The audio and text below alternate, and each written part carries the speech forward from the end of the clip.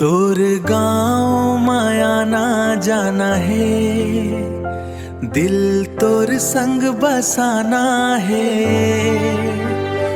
जब ले देखे हवस तोला रानी, मोर मन तोरे माँ दीवाना है।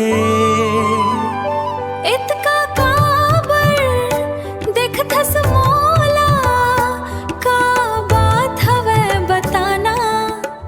तोर गाँव माया ना जाना है, तोला अपन दुल्हन बनाना है।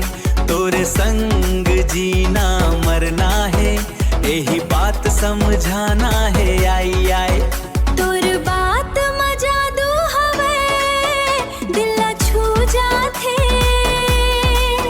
धीरे धीरे ये मोहब्बत दिल म बस जाथे।